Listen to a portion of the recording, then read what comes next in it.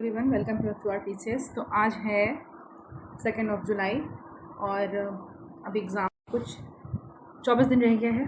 तो आज हम अपने अभी वीडियो में कवर करेंगे मॉडर्न हिस्ट्री और इसको भी हम पूरा ख़त्म करेंगे लूसेंट बुक से। ऑब्वियसली बात है, मॉडर्न हिस्ट्री किसी भी बीपीएससी के द्वारा कंडक्ट किए गए एग्ज़ाम में ज़्यादा वेटेज रखता है। लगभग 10 से 15 क्वेश्चन सिर्फ मॉडर्न हिस्ट्री से पूछे आते हैं। अगर पूरे हिस्ट्री से लगभग 30 के अराउंड क्वेश्चन पूछे आ रहे हैं तो 15 क्वेश्चन तो मॉडर्न हिस्ट्री से आना पक्का है। तो अभी हम लूसेंट से इस पूरे मॉडर्न हिस्ट्री को कवर करेंगे। सबसे फर्स्ट टॉपिक है हमारे पास एडवेंट ऑफ यूरोपियंस। तो एडवेंट ऑफ यूरोपियंस के बारे में देखते हैं डिटेल में।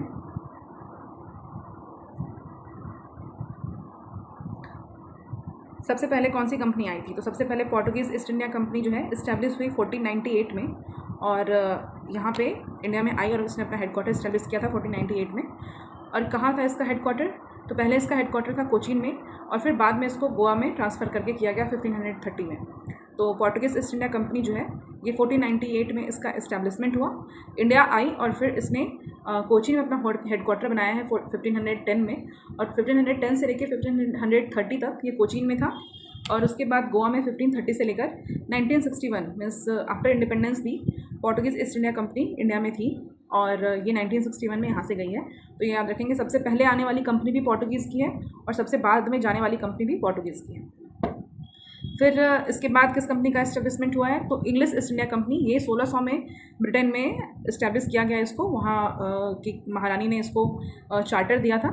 फिर जब ये इंडिया आई है तो इसने वेस्ट कोस्ट पे सूरत में अपना एक टेम्पररी फैक्ट्री, टेम्पररी इसको कह लीजिए, वहाँ अपना एक सेटलमेंट लगाया था। तो वो 1608 में हुआ था। और फिर उसके बाद इसने वेस्ट कोस्ट पे जो सूरत था, सूरत में जो हेडक्वार्टर था उसको वहाँ से ट्रांसफ़र करके बॉम्बे इसने किया है 1687 में। ईस्ट कोस्ट की बात करें तो ईस्ट कोस्ट पर इसका था फैक्ट्री, कहाँ हेडक्वार्टर? कोरोमंडल में और मसूलीपट्टनम में, कोरोमंडल और मसूलीपट्टनम में। और इसके बाद इसने 1641 में मद्रास में इसको शिफ्ट किया।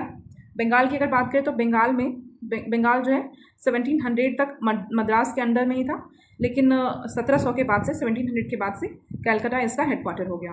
तो इंग्लिश ईस्ट इंडिया कंपनी जो है वो वेस्ट कोस्ट पे अलग, ईस्ट कोस्ट पे अलग और बंगाल में 1700 तक ये मद्रास के अंदर में था, लेकिन कलकत्ता उसके बाद इंडिपेंडेंट अपना खुद का वहाँ पे इसने हेडक्वार्टर बनाया 1700 में। डच ईस्ट इंडिया कंपनी की बात करें तो ये 1602 में इस्टेब्लिश हुआ। 1602 में Dutch East India Company. East coast पे इसका हेडक्वार्टर कौन था? तो था कोरोमंडल और पुलिकट में। ये 1690 तक था और नागापट्टनम में हो गया 1690 के बाद से। नागापट्टनम में 1690 के बाद से। बंगाल में हुगली में इसका सेंटर था 1655 से। डेनिस ईस्ट इंडिया कंपनी जो कि डेनमार्क डेन्स जो जिसको बोलते हैं, उनकी जो कंपनी थी ये 1616 में इस्टेब्लिश हुई और इसने बंगाल के सीरामपुर में अपना हेडक्वार्टर लगाया था 1676 से 1845 तक। फ्रेंच ईस्ट इंडिया कंपनी सबसे लास्ट में इस्टेब्लिश हुई है 1664 में और ये जब इंडिया आई तो इसने सूरत में 1668 में अपना पहला हेडक्वार्टर बनाया और पौंडीचेरी में 1673 में अपना दूसरा हेडक्वार्टर बनाया। तो एक बार फिर से इस टेबल को देख लेते हैं। पोर्टुगीज़ ईस्ट इंडिया कंपनी सबसे पहले इस्टेब्लिश हुई है 1498 में। कोचीन में इसने अपना हेडक्वार्टर बनाया है 1510 में और गोवा में ट्रांसफ़र किया है इसको 1530 में। इंग्लिश ईस्ट इंडिया कंपनी 1600 में इस्टेब्लिश हुई है और फिर इसने 1608 में सूरत में अपना एक टेम्पररी हेडक्वार्टर बनाया है और बॉम्बे में इसको ट्रांसफ़र किया है 1687 में, जो कि वेस्ट कोस्ट का था। ईस्ट कोस्ट की बात करें तो कोरोमंडल मसूलीपट्टनम में था और फिर मद्रास में 1641 के बाद हो गया। बंगाल की बात करें तो बंगाल 1700 तक मद्रास के अंदर में था और 1700 के बाद से कलकत्ता में बंगाल में हो गया। डच ईस्ट इंडिया कंपनी जो है 1602 में इस्टेब्लिश हुई है। ईस्ट कोस्ट पर कोरोमंडल पुलिकट 1690 तक इसका हेडक्वार्टर था और बाद में 1690 के बाद नागापट्टनम में हो गया और वेस्ट कोस्ट पर बंगाल में हुगली में 1655 से इसका हेडक्वार्टर रहा है। डेन्स यानी कि Denmark Danish and East India Company जो है ये 1616 में इस्टेब्लिश हुई। सेरमपुर बंगाल में इसका पहला हेडक्वार्टर था, 1676 में बना है और सबसे लास्ट में फ्रेंच ईस्ट इंडिया कंपनी 1664 में आई है। सूरत में इसने अपना पहला हेडक्वार्टर बनाया है और फिर पौंडीचेरी में 1673 में। इसके बाद देखते हैं आगे। Danish company were forced to sell all their settlements in India to the British in 1845। तो अभी हमने ऊपर में ये देखा है कि 1845 तक डेनिस ईस्ट इंडिया कंपनी थी। तो बाद में जब ये अंग्रेजों से हार गई तो जो डेनमार्क के जो लोग थे, डेनिस कंपनी जो थी, इनको अपना जो भी सेटलमेंट्स था वो इंडिया में ब्रिटिश को, अंग्रेजों को बेचना पड़ा। कब? तो 1845 में डेनिस ईस्ट इंडिया कंपनी जो है ये हार गई थी और फिर यहाँ से इन लोगों को अपना सेटलमेंट बेच करके जाना पड़ा। अभी पूरे स्टोरी देखते हैं डिटेल में। पोर्टुगीज़ कैसे आए, कब आए, क्या आए, देखते हैं। The Cape route was discovered from Europe to India by Vasco da Gama and he reached the port of Calicut on May 17, 1498 and was received by the Hindu ruler of Calicut known by the title of Jamorin. तो जो Africa है, Africa का जब हम map देखते हैं तो ये जो रीजन है ये केप ऑफ गुड होप के नाम से जाना जाता है। तो जो यूरोप की जो अलग अलग वहाँ पे यूरोप के जो अलग अलग देश थे, पोर्टुगल, फ्रेंच, ये सब, तो ये लोग इंडिया आने का रास्ता ढूंढ रहे थे। तो उसी क्रम में ये जो केप रूट है इसको डिस्कवर किया है किसने, तो वास्को ड गामा ने। तो वास्को ड गामा ये जो रूट है इसको डिस्कवर किए थे और इस रूट से अब यूरोपियंस डायरेक्ट इंडिया में आ सकते थे। तो ये इस रूट के थ्रू आए तो कहाँ आए, तो पोर्ट ऑफ कालीकत, कालीकत जो कि हमारे वेस्ट साइड के इंडिया में जो है हमारे वेस्ट कोस्ट पे कालीकत है, तो कालीकत में आए और 1498 में आए। डे इतना इंपॉर्टेंट नहीं है कि 17 मई को आप ध्यान रखें, लेकिन फिर भी ध्यान रखिए ऑलमोस्ट मई में, गर्मी के सीजन में 1498 में आए और यहाँ इनको हिंदू रूलर थे कालीकत के, कौन, जमोरिन, तो ये उनको रिसीव किया। और इसके बाद this led to the establishment of trading station at Calicut, Cochin and Cannanore. तो उसके बाद 3 जगह पे ट्रेडिंग स्टेशन इसने आके एस्टेब्लिश किया। कहाँ कहाँ, तो कालीकत में, कोचीन में और कन्नौर में। कालीकत, कोचीन, कन्नौर में 3 जगह इसने अपना ट्रेडिंग स्टेशन इस्टेब्लिश किया। Cochin was the early capital of Portuguese in India. हमने अभी ऊपर देखा है कि कोचीन जो है पोर्टुगीज़ की अर्ली कैपिटल थी 1510 से लेकर 1530 तक। बाद में इसने अपना ट्रांसफ़र किया है गोवा में। तो अर्लियर क्या है, तो Cochin was the early capital of Portuguese in India and later Goa replaced it. Francisco de Almeida was the first governor of the Portuguese. Almeida 1505 से लेकर 1509 तक है। Introduce the policy of blue water.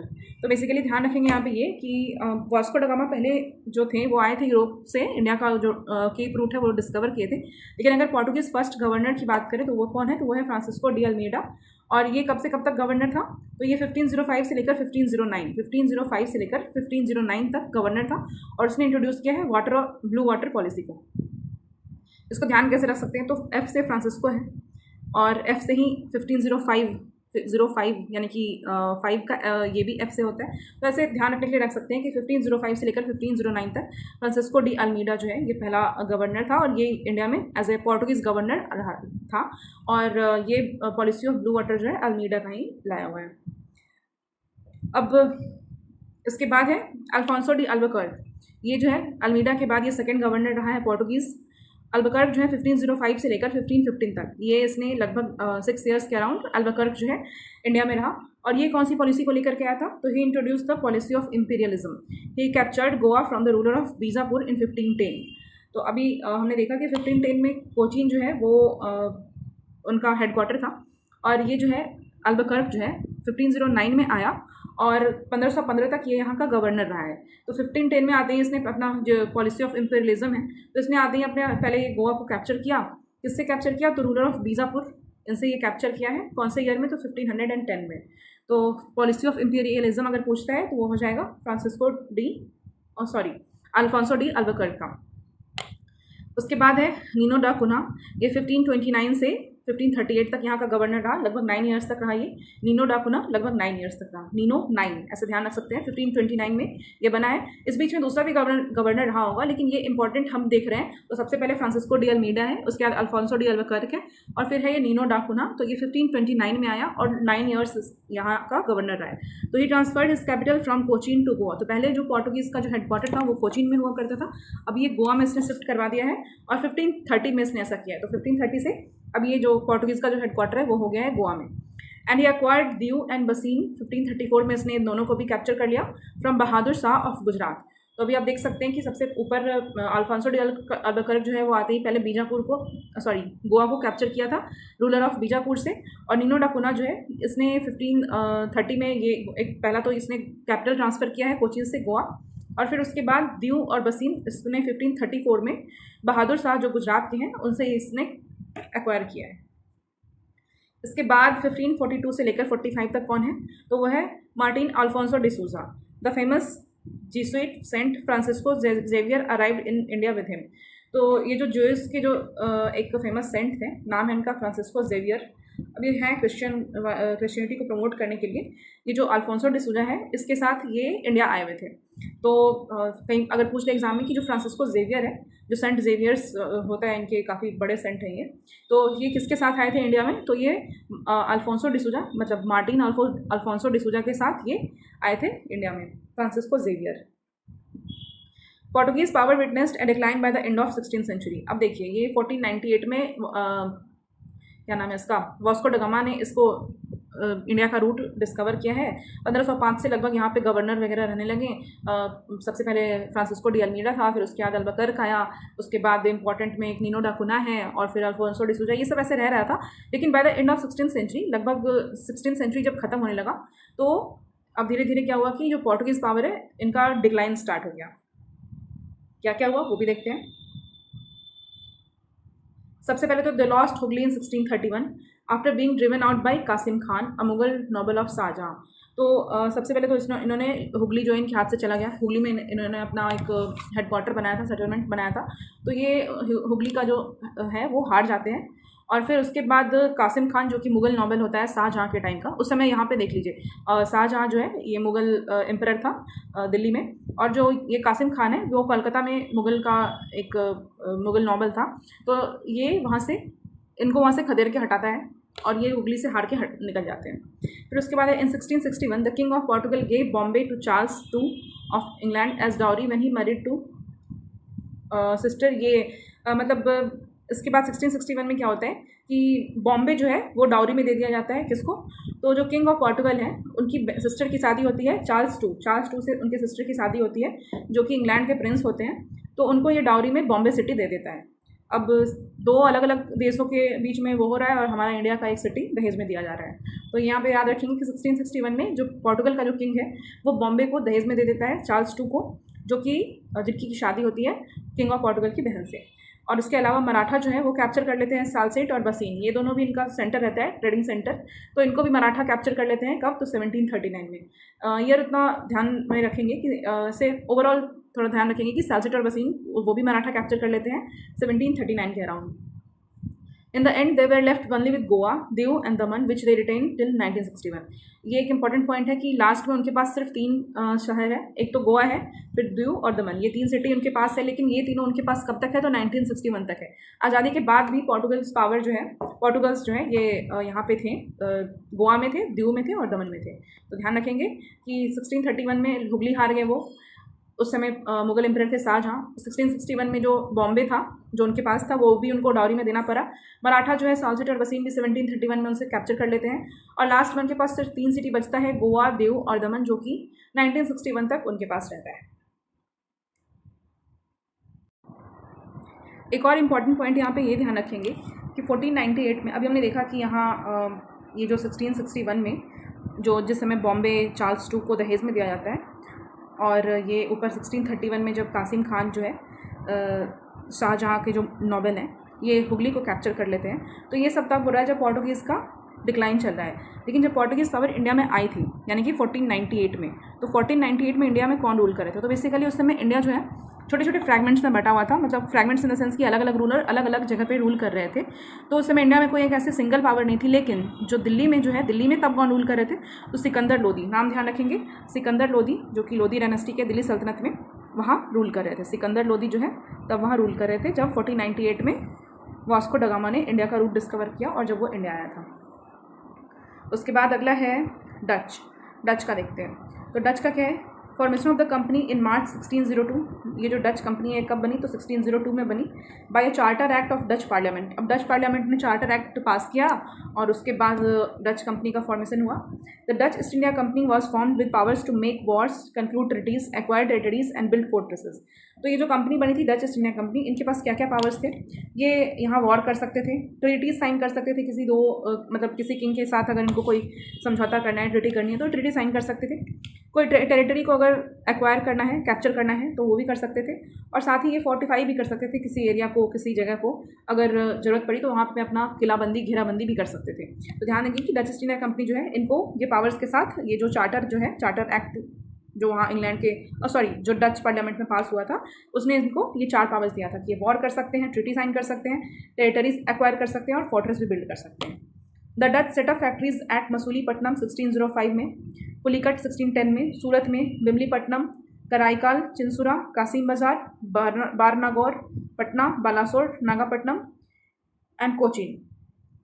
तो ये देखिए इनका सबसे फर्स्ट फैक्ट्री जो है ये कहाँ सेटअप हुआ है, तो वो सेटअप हुआ है मसूलीपट्टनम में। डच का सबसे फर्स्ट फैक्ट्री सेटअप हुआ है मसूलीपट्टनम में। कब हुआ है? 1605 में। ये कंपनी का फॉर्मेशन कब हुआ है? तो 1602 में हुआ है। कंपनी का जो फर्स्ट फैक्ट्री जो इंडिया में सेटअप हुआ है वो 1605 में हुआ है। और ये ध्यान देंगे क्योंकि ये बिहार से थोड़ा ये बिहार से रिलेटेड पूछ सकता है, तो पटना में भी डच का सेटलमेंट था। और डच पटना में कब आए थे? तो ये आए हुए थे 1632 में। इनका फैक्ट्री सेटअप हुआ था पटना में 1632 में, ध्यान रखेंगे 1632। उसके बाद है Dutch replace the Portuguese as the most dominant power in European trade with the East including India. अभी ये 1632 में 1605 में जब ये मसूलीपट्टनम में अपना फैक्ट्री सेटअप किए, तो अभी इससे पहले तो ऑब्वियसली बात है पोर्टुगीज़ कंपनी यहाँ पे अपना ट्रेड कर रही थी। तो इससे पहले पोर्टुगीज है एक यूरोपियन ट्रेड मार्केट की अगर हम बात करें तो उसमें एक डोमिनेंट पावर थी और कोई कंपनी आया ही नहीं थी तब तक। अभी ये 1605 की बात है तो तब तक ब्रिटिश ईस्ट इंडिया कंपनी भी नहीं आई थी। तो डच ने पोर्टुगीज़ कंपनी को रिप्लेस किया और European trade with east including India, जो भी मतलब इंडिया के साथ दूसरे भी जगह में जहाँ भी ट्रेड हो रहा था, बीट इंडोनेशिया या फिर कहीं भी, तो वहाँ जो पहले पोर्टुगीज़ का अकेला दबदबा था तो इसने डच ने उसको कम किया। उसके बाद नेक्स्ट देखते हैं, Pulicat was the main centre in India till 1690 after which Nagapattinam replaced it. तो अभी हमने देखा ऊपर की सबसे जो फर्स्ट फैक्ट्री बनी थी वो 1605 में मसूलीपट्टनम में बनी थी और आफ्टर दैट पुलिकट में 1610 में बनी थी। लेकिन बाद में जो है इसको रिप्लेस किया है 1690 में किसने? तो नागापट्टनम में इनका एक मेन हेडक्वार्टर बनाया। तो पुलिकट पहले मेन सेंटर था इनका इंडिया में 1690 तक, उसके बाद नागापट्टनम जो है इनका मेन सेंटर बन गया। The Dutch considered to the English after their defeat in the battle of Bedara in 1759। ये अब आगे देखेंगे कि बैटल ऑफ बेदारा हुआ था और 1759 में ये अंग्रेजों की कंपनी जो थी ईस्ट इंडिया कंपनी उनसे हार गई और फिर इसके बाद इसने अपना जो भी सेटलमेंट है वो ब्रिटिश को दे दिया। तो बैटल ऑफ बेदारा ये इंपॉर्टेंट है, कब हुआ था? तो 1759 में। तो ध्यान रखेंगे 1605 में इसने अपना फर्स्ट सेटलमेंट लगाया है। कहाँ लगाया है? तो वो मसूलीपट्टनम में लगाया है और 1759 में इसने बैटल ऑफ बेदारा में अपना सारा जो भी सेटलमेंट है वो इंग्लिश को दे दिया क्योंकि वो उनसे हार गए थे। तो ये था डच का स्टोरी। आगे देखते हैं अब इंग्लिश के बारे में। English East India Company. Before the English East India Company established trade in India, John Milton Hall, a merchant adventurer, was arrived in India in 1599 by the overland route, ostensibly for the purpose of trade with Indian merchants. अभी देखेंगे कि ये जो east India company है ये तो बाद में आई है, लेकिन इसके पहले एक मर्चेंट थे जॉन मिल्टन हॉल, नाम इंपॉर्टेंट है, ध्यान रखेंगे जॉन मिल्टन हॉल। ये मर्चेंट थे और ये इंडिया आए थे कब? तो 1599 में आए थे और ये लैंड रूट से आए थे। अभी हम ईस्ट इंडिया कंपनी की बात करें तो ये तो जो सी रूट डिस्कवर हुआ था केप ऑफ गुड होप के थ्रू, उसके थ्रू आई थी। लेकिन 1599 में जॉन मिल्टन हॉल जो है ये लैंड रूट से आए थे। और ये क्यों आए थे? तो इंडियन मर्चेंट के साथ ट्रेड के पर्पज़ से इंडिया आए थे। ध्यान रखेंगे जॉन मिल्टन हॉल 1599 में ट्रेड के पर्पज़ से इंडिया आए थे एंड बाई लैंड रूट आए थे। By land route John Milton hall आए थे। यहाँ एक और फैक्ट है, एक कंपनी है लीवेंट कंपनी, ये शायद प्रीवियस ईयर क्वेश्चन भी है, किसी एग्जाम में पूछा गया है। ये कंपनी इस कंपनी को दिया गया था परमिशन लैंड रूट के थ्रू जाकर ट्रेड करने का, लेकिन ये कंपनी सक्सेसफुली इंडिया में इधर इनका ट्रेड नहीं हो पाया। तो उसके बाद फिर ये लोग सी रूट से आए, पूरी ईस्ट इंडिया कंपनी ये आई थी। लेकिन ये लीवेंट कंपनी जो है इसका नाम याद रखेंगे। बाकी इधर जॉन मिल्टन हॉल जो है ये पहले भी आए थे, मर्चेंट थे, 1599 में आए थे और ये इंडिया में ट्रेड के पर्पज़ से आए थे। नेक्स्ट है the Governor and Company of Merchants of London Trading into the East Indies. ये था ईस्ट इंडिया कंपनी का पूरा नाम, the Governor and Company of Merchants of London Trading into the East Indies, popularly known as the English East India Company, was formed in 1600। तो ये 1600 में इस company को बनाया गया और इसका पूरा नाम है governor and Company of Merchants of London Trading into the East Indies. Short में इनको बोलते हैं इंग्लिश ईस्ट इंडिया कंपनी। तो कैप्टन विलियम हॉकिंस जो है ये जहांगीर के कोर्ट में आए थे 1609 में to seek permission to open a factory at Surat. अभी देखेंगे ये जो जॉन मिल्टन हॉल जो है ये किसके कोर्ट में आए थे? तो ये 1599 में आए थे। उस समय इंडिया में कौन थे एम्परर? तो थे अकबर। अकबर के कोर्ट में ये आए थे जॉन मिल्टन हॉल। उस टाइम इंडिया में एम्परर थे अकबर। लेकिन जब 1609 में कैप्टन विलियम हॉकिंस आए, यहाँ 1609 दिया है लेकिन कहीं कहीं पे 1608 भी लिखा रहता है, तो ये देख लेंगे अपना 1608 1609, कंफ्यूज नहीं होना है। तो ये जब कैप्टन विलियम हॉकिंस आए थे जहांगीर के कोर्ट में, तो इनको परमिशन चाहिए था फैक्ट्री ओपन करने के लिए। कहाँ? तो सूरत में।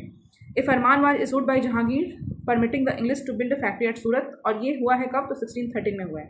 इस बीच में कुछ और भी इंसिडेंट्स हुए हैं, आगे हम देखेंगे। लड़ाई हुई थी पोर्टुगीज़ के साथ इनकी, उसके बाद इनको परमिशन दिया गया जहांगीर के द्वारा, इतना ईजिली नहीं मिला था। तो ये सबसे पहले जहांगीर के कोर्ट में आए थे 1609 में परमिशन मांगने के लिए फैक्ट्री ओपन करने के लिए। कहाँ? तो सूरत में। और फरमान इशू किया गया जहांगीर के द्वारा फैक्ट्री बिल्ड करने के लिए कब, तो ये हुआ है 1613 में। अब 4 साल का जो यहाँ पे गैप देख रहे हैं उस बीच में और भी कुछ इवेंट्स हुए हैं, आगे देखेंगे। उसके बाद है आगे sir Thomas Roe came to India. Sir Thomas Roe नाम ध्यान रखेंगे। Came to India as ambassador of James one to Jahangir's court in 1615 to obtain the permission to trade and erect factories in different parts of the empire. अभी 1613 में first factory build करने के लिए जहांगीर ने permission दे दिया है सूरत में। सूरत में पहली फैक्ट्री खोलने के लिए 1613 में जहांगीर ने परमिशन दिया है। लेकिन उसके बाद ये जो है सर थॉमस रो ये आते हैं इंडिया, और ये जेम्स वन जो वहाँ के किंग हैं, प्रिंस हैं, उनके एम्बेसडर की तरह आते हैं यहाँ पे इंडिया में, उनके राजदूत की तरह आते हैं। और किसके कोर्ट में आते हैं, तो ये फिर से जहांगीर का, उस समय जहांगीर की एम्परर है तो जहांगीर के कोर्ट में आते हैं। कब आते हैं, 1615 में, 1615 में आते हैं। और इनको परमिशन चाहिए होता है कि अलग अलग पार्ट में, उस मुगल एम्पायर के अलग अलग पार्ट में, अलग अलग शहरों में इनको अपनी फैक्ट्रीज लगाने के लिए और ट्रेड करने के लिए परमिशन चाहिए होता है। The English East India company acquired Bombay from Charles to on lease. अभी हमने पहले क्या देखा था कि वहाँ पे अभी हमने ऊपर देखा ना कि पोर्टुगीज़ में जो पोर्टुगीज़ के पास बॉम्बे था, तो पोर्टुगीज़ जो है वो चार्ल्स टू को एज अ डाउरी दे दिए थे। कब दिए थे, तो 1661 में इनको बॉम्बे सिटी जो है डाउरी में मिल गया था। लेकिन अभी क्या हुआ कि इंग्लिश ईस्ट इंडिया कंपनी जो है ये इसने बॉम्बे सिटी को चार्ल्स टू से इनको ही डाउरी में दिया गया था। किससे मिला था, तो ये पोर्टुगीज़ जो किंग थे उनकी बहन से इनकी शादी हुई थी, तो तब इनको डाउरी में मिला था। तो इनसे लीज पे कंपनी लेती है इंग्लिश ईस्ट इंडिया कंपनी।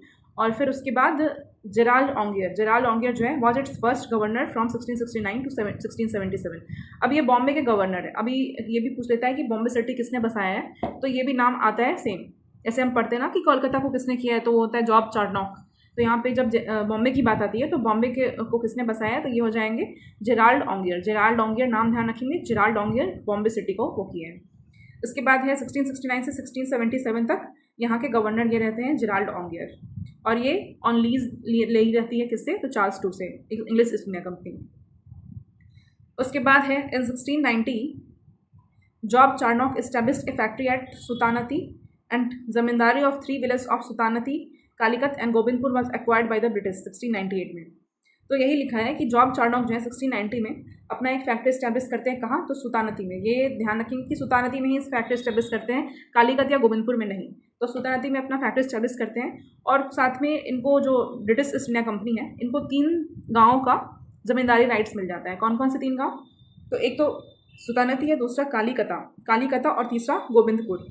गांव का नाम फिर से रिपीट करेंगे मेरे साथ। पहला है सुतानदी, दूसरा है कालीकता और तीसरा है गोबिंदपुर। इन तीनों का ही इनको जमींदारी राइट मिलता है। कब मिलता है, तो 1698 में मिलता है।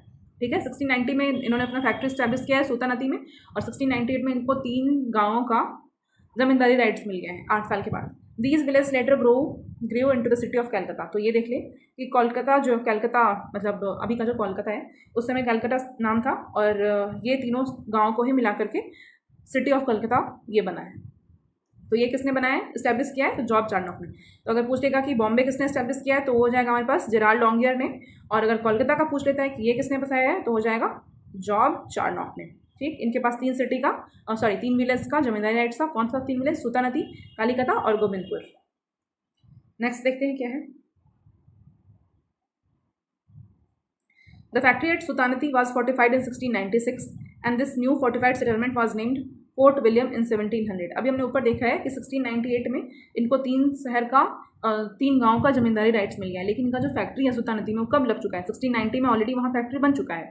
तो ये जो फैक्ट्री है इसको फोर्टिफाई कर दिया गया। कब किया गया, 1696 में। फोर्टिफाइड यानी कि किलाबंदी, घेराबंदी कर दिया गया 1696 में। और ये जो नया फोर्टिफाइड सेटलमेंट था इसको नाम दिया गया क्या, तो फोर्ट विलियम 1700 में ये फाइनली ये पूरा बन के तैयार था।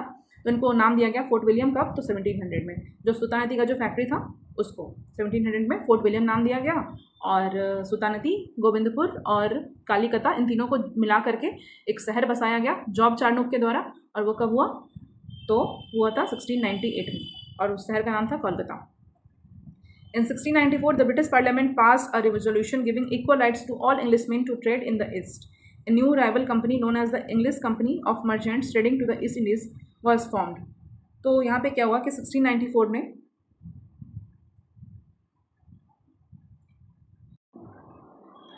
तो 1694 में जो ब्रिटिश पार्लियामेंट है इसने एक नया रेजोल्यूशन पास किया, और जितने भी इंग्लिश मैन थे, जितने भी अंग्रेज़ थे, जितने भी ब्रिटेन के लोग थे, सबको इक्वल राइट्स दिया कि जा करके आप ट्रेड कर सकते हैं ईस्ट में, यानी कि जो इंग्लैंड से जो ईस्ट में जो भी देश हैं उनमें। तो 1698 में बेसिकली क्या हुआ कि एक नई कंपनी बन गई 1698 में।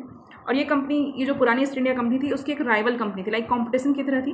और इस कंपनी का नाम था English Company of Merchants Trading to the East Indies.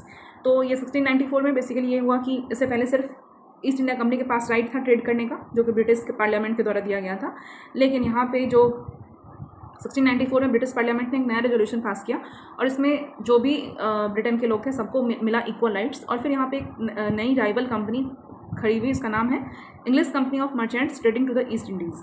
इससे पहले जो कंपनी थी, जो कि सिर्फ जिसको मिला था यहाँ आकर के ट्रेड करने का राइट, उसका नाम था governor and Company of Merchants of London Trading into the East Indies. ये दोनों में थोड़ा सा डिफरेंस है, लेकिन इसमें ध्यान रखेंगे, इसमें governor and Company of Merchants of London है और इस वाले का नाम जो है वो है इंग्लिश कंपनी ऑफ मर्चेंट्स। इसमें गवर्नर, लंडन ये सब वर्ड यूज़ नहीं है।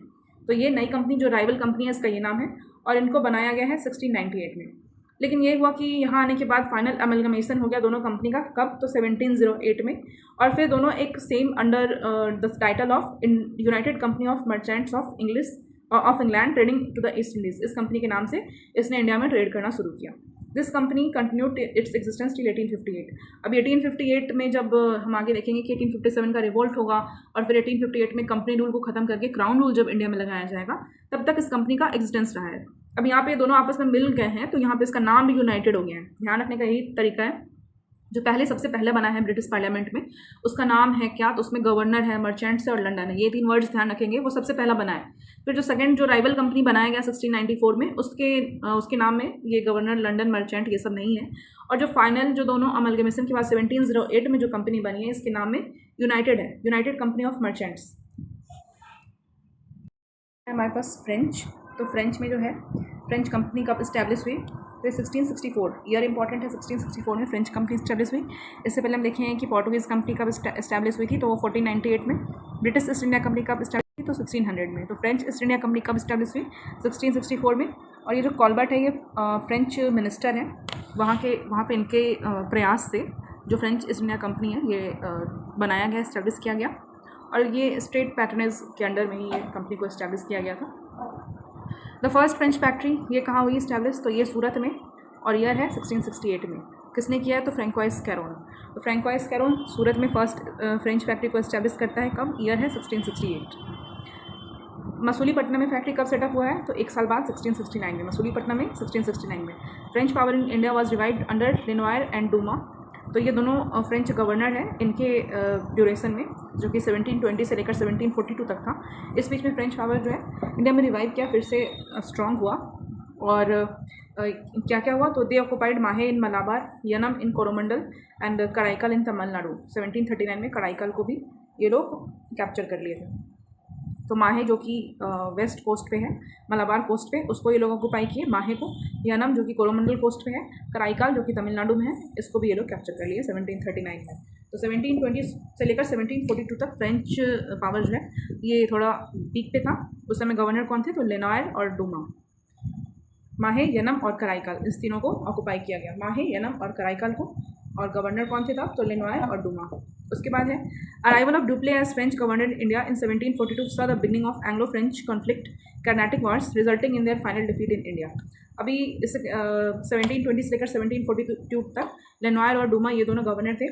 लेकिन 1742 में ड्यूप्ले जो है ये फ्रेंच गवर्नर इंडिया में आया और उसके बाद एंग्लो फ्रेंच कॉन्फ्लिक्ट, या फिर जिसको कर्नाटिक वॉर्स के नाम से जाना जाता है, ये तब स्टार्ट हुआ। और इसके बाद क्या हुआ कि फ्रेंच जो पावर है ये फाइनली हार गई ब्रिटिश से और फिर यहाँ से इनको जाना पड़ा। इंपॉर्टेंट इसमें है कॉलबर्ट इसको इस्टेब्लिश किया। कब इस्टेब्लिश किया? 1664 में फ्रेंच ईस्ट इंडिया कंपनी को। और इसका पहला फैक्ट्री सूरत में लगा है। कब? 1668 में फ्रैंकोइस कैरोन के प्रयास से। फिर 1 साल बाद 1669 में मसूलीपट्टनम में लगा है। और फिर फ्रेंच पावर जो है वो पीक पे किसके ड्यूरेशन में था? तो लेनोयर और डुमा के ड्यूरेशन में, जो कि गवर्नर थे। और कब से कब तक थे? तो 1720 से लेकर 1742 तक थे। आफ्टर दैट नहीं, उस ड्यूरेशन में माहे जो कि मलाबार कोस्ट पे है, यनम और कराईकाल, इन तीनों मेन सिटीज़ को ऑक्युपाई किया गया। 1742 में ड्यूप्ले आता है जो कि गवर्नर होता है, फ्रेंच गवर्नर इंडिया में। और उस समय एंग्लो फ्रेंच राइवलरी जो है इसके आने के बाद स्टार्ट होती है और कर्नाटिक वार्स के नाम से भी इनको जाना जाता है। और उसके बाद फाइनली ये होता है कि फाइनली फ्रेंच जो है इंडिया में हार जाता है। और अपने जो भी सेटलमेंट्स हैं उनको ब्रिटिश को देना पड़ता है। उसके बाद अभी देखते हैं एंग्लो फ्रेंच कर्नाटिक वॉर्स, ये जो उसके आने के बाद स्टार्ट हुआ है, ड्यूप्ले के आने के बाद। तो ये क्या है कि एंग्लो फ्रेंच राइवलरी है, आपस में इन दोनों का लड़ाई हो रहा था, इंग्लिश का और फ्रेंच का। फर्स्ट एंग्लो फ्रेंच वॉर कब से कब तक है? 1746 to 48। The French besieged Madras. अब फ्रेंच क्या है कि मद्रास में ऑलरेडी इंग्लिश का सेटअप है, अंग्रेजों की वहाँ पे कंपनी का वहाँ हेडक्वार्टर है। ये फ्रेंच वहाँ जाके उसको कैप्चर कर लेता है। At Saint Thome battle the nawab of Carnatic army was defeated by French army under Dupleix. अब यहाँ पे क्या है कि सेंट थॉम का बैटल है, वहाँ पे ये जो कर्नाटिक है ना, वहाँ के जो नवाब होते हैं उनकी आर्मी को फ्रेंच आर्मी हरा देती है, और फ्रेंच आर्मी को लीड कर रहा होता है ड्यूप्ले। तो ये यहाँ पे फर्स्ट एंग्लो फ्रेंच वॉर का ये इंपॉर्टेंट इवेंट है। यहाँ पे ये शुरू कब होता है? तो शुरू तब होता है जब फ्रेंच जो है मद्रास को कैप्चर कर लिया होता है, और यहाँ सेंट थॉम के बैटल में नवाब ऑफ कर्नाटिक को फ्रेंच आर्मी जो है ड्यूप्ले के अंडर में हरा देती है। और इसका फाइनल एंड में ये होता है कि यहाँ ट्रीटी ऑफ एक्स्ट्रा सेपल या फिर आइला सेपल इसको भी बोलते हैं, 1748 में होता है। और इसके साथ जो है फर्स्ट एंग्लो फ्रेंच वॉर जो है वो रुक जाता है। और साथ में ये भी है कि वहाँ ऑस्ट्रिया में, मतलब यूरोप में, वहाँ खुद भी आपस में इंग्लैंड और ये जो फ्रेंच है दोनों के बीच में लड़ाई चल रही होती है। तो ये जो ट्रीटी ऑफ एला शैपल होता है 1748 में, उसके बाद ऑस्ट्रियन सक्सेशन वॉर जो होता है वो भी रुक जाता है, और इंडिया में जो एंग्लो फ्रेंच वॉर है ये भी रुक जाता है।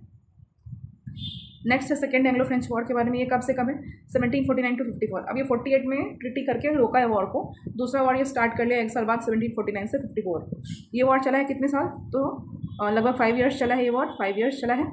और यहाँ पे ड्यूप्ले जो है, ड्यूप्ले अलाइन विद मुजफ्फर जंग जो कि हैदराबाद का है, एंड चंदा साहिब कर्नाटिक।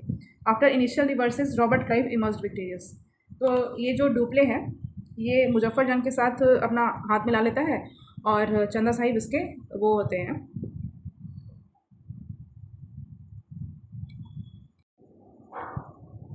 तो यहाँ जो सेकेंड एंग्लो फ्रेंच वॉर है उसमें ड्यूप्ले जो है मुजफ्फर जंग, जो कि हैदराबाद में अपने सक्सेसन के लिए उनका लड़ाई चल रहा होता है, उनके साथ मिल जाता है। और कर्नाटिक यानी कि आरकट में चंदा साहिब के साथ ये अपना अलाइन कर लेता है खुद को।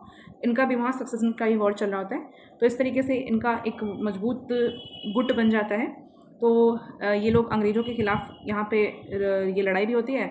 और इसमें फाइनली ये होता है कि रॉबर्ट क्लाइव जो है, जो अंग्रेजी ये से था, इंग्लिश टीम से है, वो विक्ट्री उसको मिलती है। तो बेसिकली मुजफ्फर जंग जो है वो हैदराबाद में निज़ाम की गद्दी के लिए लड़ाई कर रहा होता है, तो ये ड्यूप्ले उसका हेल्प करता है। और चंदा साहिब जो है वो कर्नाटक यानी कि आरकट में, कर्नाटिक आरकट, वहाँ भी अपने गद्दी के लिए लड़ाई कर रहा होता है। तो ड्यूप्ले कर्नाटिक या आरकट में चंदा साहिब का साथ देता है। ओके, इसमें ये पॉइंट भी ध्यान रखेंगे कि हैदराबाद में नासिर जंग के खिलाफ लड़ाई हो रही होती है, मुजफ्फर जंग और नासिर जंग, और कर्नाटक में अनवरुद्दीन के खिलाफ। तो अंग्रेज जो है वो उन दोनों को सपोर्ट करते हैं, और ड्यूप्ले यानी कि फ्रेंच जो है ये मुजफ्फर जंग और चंदा साहिब को सपोर्ट करता है। और इसमें फाइनली ये होता है कि जो रॉबर्ट क्लाइव वाली जो टीम होती है वो जीत जाती है, यानी कि अंग्रेज़ों की टीम जीत जाती है।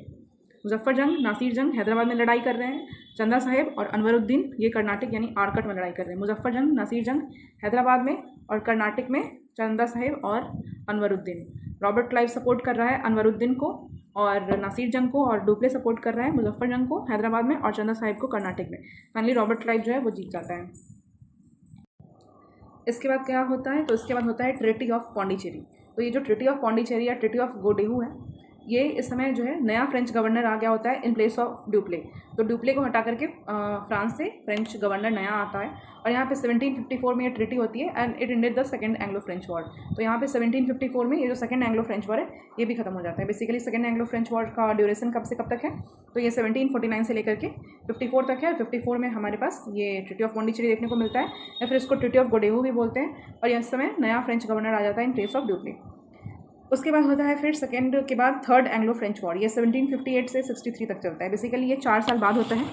पहला वाला 46 से 48 हुआ, उसके 1 साल बाद ये लोग स्टार्ट कर दिया सेकेंड एंग्लो फ्रेंच वॉर 49 से 54। फिर इसके 54 में ये ट्रीटी ऑफ पौंडीचेरी हुआ, या फिर ट्रीटी ऑफ गोडेहू। और उसके बाद उसके 4 साल के बाद स्टार्ट होता है थर्ड एंग्लो फ्रेंच वॉर 1758 में। इसमें फ्रेंच की साइड से कौन होता है? तो फ्रेंच की साइड से होता है काउंट डी लैली, और ये कैप्चर करता है फोर्ट सेंट डेविड को। The French were defeated at Wandiwash 1760 में, and it was a decisive defeat of French. तो ये फ्रेंच का भारी हार हुआ है यहाँ पे, और 1760 में बैटल ऑफ वॉन्डीवॉस में ये हुआ है। तो जिस समय ये थर्ड एंग्लो फ्रेंच वॉर चल रहा है उस समय फ्रेंच की तरफ से कौन है? तो ये है काउंट डी लैली। और ये इसने क्या कौन से फोर्ट को कैप्चर किया है, तो फोर्ट सेंट डेविड को कैप्चर किया है और फ्रेंच को हरा दिया जाता है वॉन्डिवॉस में 1760 में, और ये काफ़ी डिसाइसिव डिफीट होता है फ्रेंच के लिए। उसके बाद होती है ट्रीटी ऑफ पेरिस जो कि 1763 में होती है, और it ended the third and final Anglo French war in India. Pondicherry was return to French by this treaty. अब इससे पहले पौंडीचेरी में लड़ाई वड़ाई करके फ्रेंच जो है फ्रेंच का जो वो होता है सेटलमेंट होता है पौंडीचेरी में, उसको इंग्लिश कैप्चर कर लिए होते हैं। तो थर्ड जो वॉर होता है ख़त्म, उसके बाद फ्रेंच इंडिया में हार जाते हैं और ट्रीटी ऑफ पेरिस होती है। पेरिस में ट्रीटी होता है 1763 में। थर्ड और फाइनल एंग्लो फ्रेंच वॉर इसी के बाद ख़त्म हो जाता है, और इस वॉर के बाद ये होता है इस ट्रीटी में कि पौंडीचेरी जो है ये फ्रेंच को रिटर्न कर दिया जाता है। फ्रेंच के बाद फ्रेंच के पास इंडिया में एक ये सिटी हो जाता है, बचता है कॉलोनी पौंडीचेरी का। तो ये हो गया हमारे पास एंग्लो फ्रेंच वॉर का ख़त्म हो गया।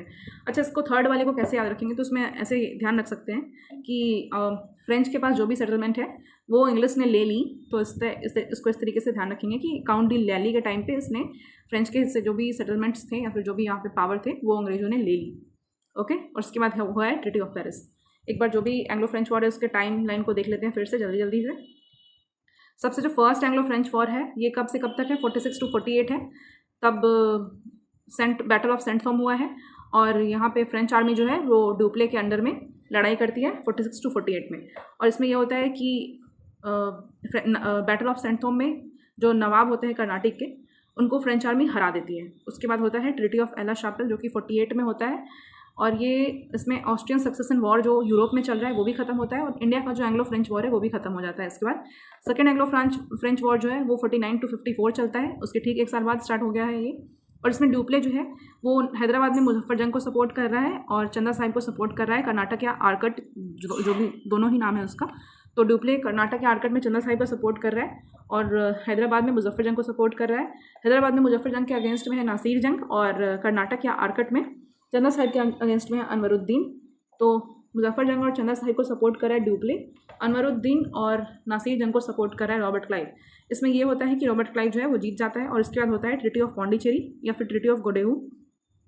इसके साथ ही 1754 में ट्रीटी होता है, और इससे सेकेंड एंग्लो फ्रेंच वॉर खत्म हो जाता है। Third Anglo French war start होता है 4 साल बाद यानी कि 1758 में, और ये लगभग 5 साल के राउंड चलता है 1763 तक। इस समय फ्रेंच गवर्नर होता है काउंट डी लैली, और ये कैप्चर करता है फोर्ट सेंट डेविड को। और 1760 में बैटल ऑफ वॉन्डिवॉस होता है, ये फाइनल बैटल है। इसके बाद ये फ्रेंच बुरी तरीके से हारती है। ट्रीटी ऑफ पेरिस 1763 में साइन होता है। इसके बाद पौंडीचेरी सिर्फ एक शहर है जो फ्रेंच के पास वापस किया जाता है ट्रीटी ऑफ पेरिस के बाद, और वो है पौंडीचेरी। ये है फ्रेंच का पूरा